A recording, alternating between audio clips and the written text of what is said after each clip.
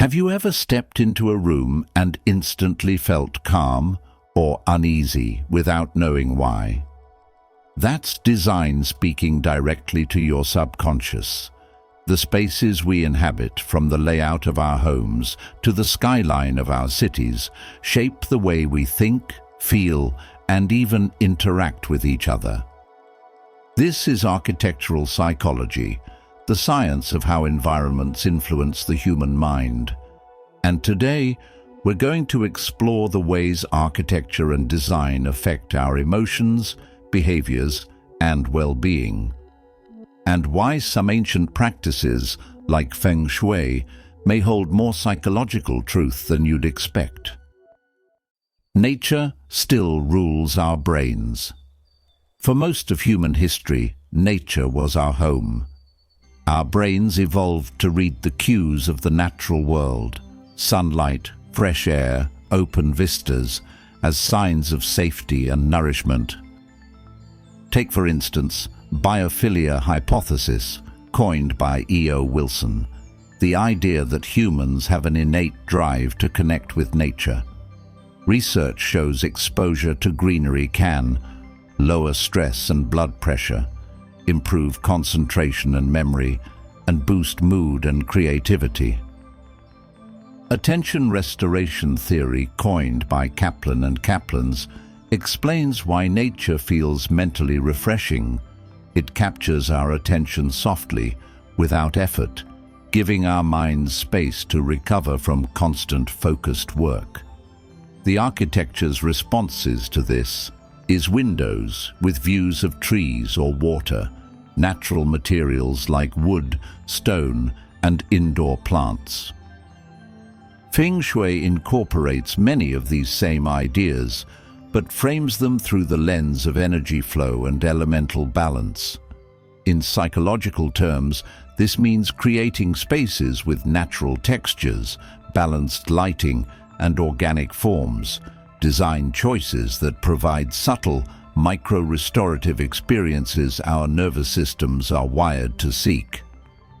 These natural touches quietly restore us, but the spaces we build also speak in other ways, through form, scale, and proportion.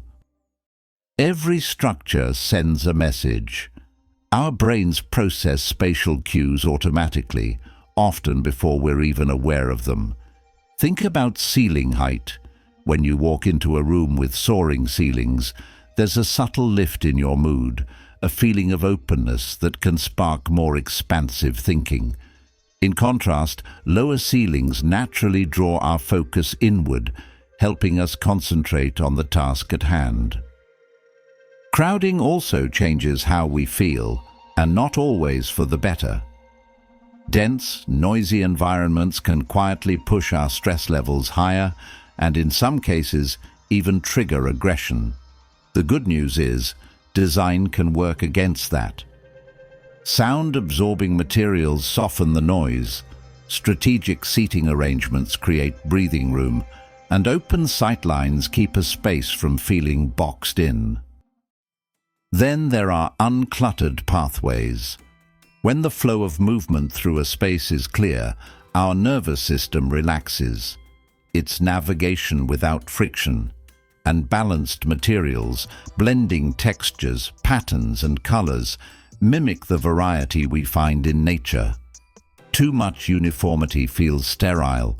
Too much visual noise overwhelms. Balance keeps the space alive.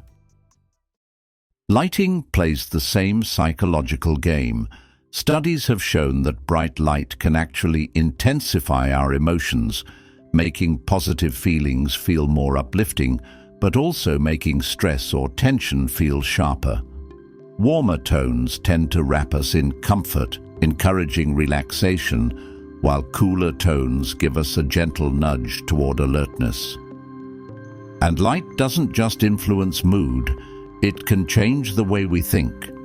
Studies show we tend to make more impulsive decisions under brighter lighting, which is one reason police interrogations are often done under stark, intense light.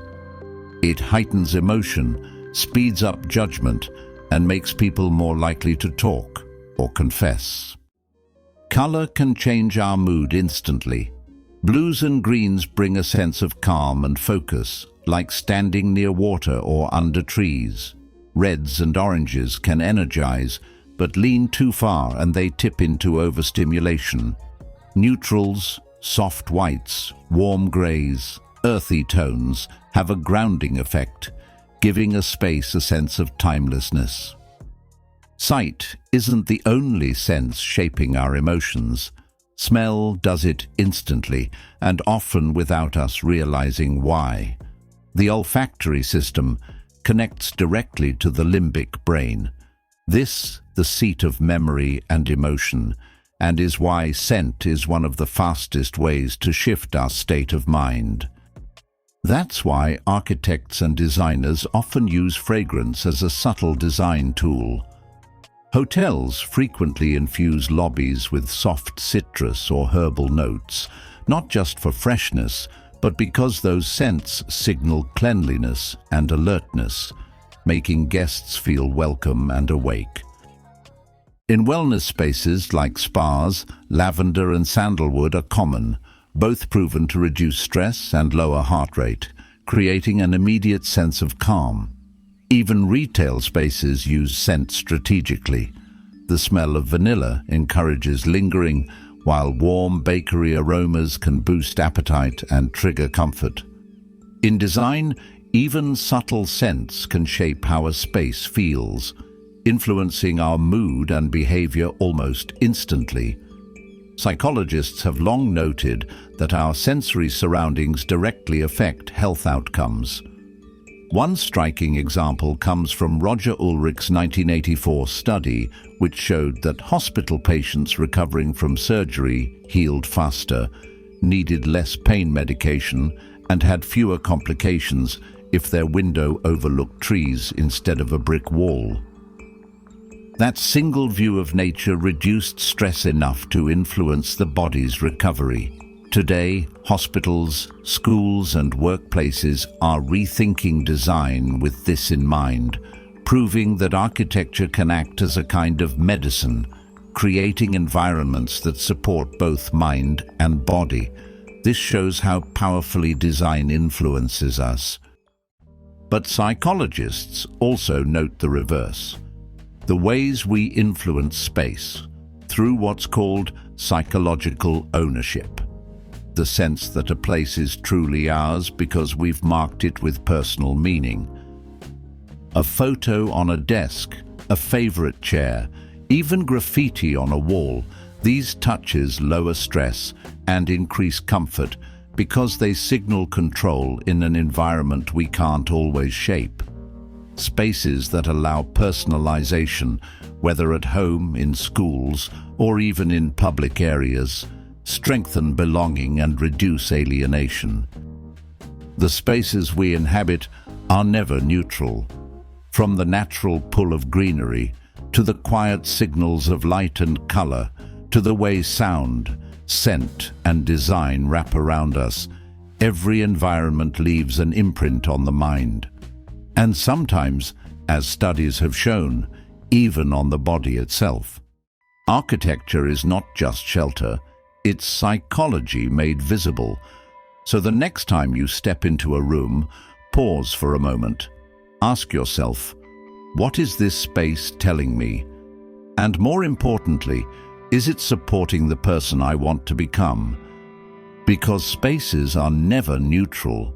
They're blueprints, silent signals that shape our behavior, our emotions, even the way we see ourselves. A quiet library, a chaotic street, or a warmly lit room, each one changes who we are in that moment. When we start noticing these messages, we gain the power to design more intentionally, not just our rooms or buildings, but our lives. The spaces you choose and the way you shape them are part of your story. Thank you for watching Psychology Deep Dive. If you enjoyed this episode, don't forget to like the video, subscribe to the channel, and drop a comment below. I'd love to hear your thoughts. Your support helps the channel grow, and it means I can keep creating more deep dives like this one. Until next time, take care of your mind and the spaces around you.